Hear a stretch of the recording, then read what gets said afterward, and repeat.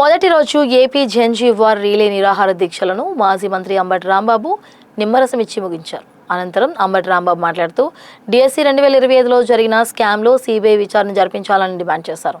DSC leakage అక్రమాలకు బాధ్యత వహిస్తూ నారా లోకేష్ రాజీనామా చేయాలని అన్నారు. పార్టీ పిలుపు మేరకు 4 రోజుల పాటు రీలే నిరాహార దీక్షలు చేస్తున్నామని చెప్పారు.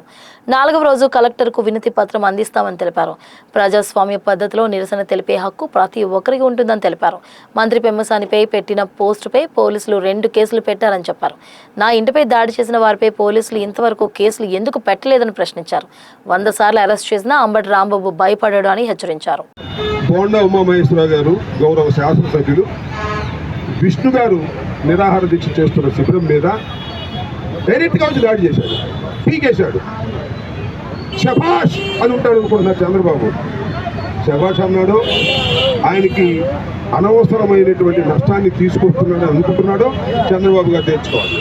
ఒకటైతే చాలా స్పష్టం, చంద్రబాబు నాయుడు గారి దగ్గర కోల్పోయినటువంటి విశ్వాసాన్ని ఈ మధ్యకాలంలో ఆయన నా పక్కన కూర్చోవడంతో చంద్రబాబు నాయుడు గారి విశ్వాసం కోల్పోయాడు.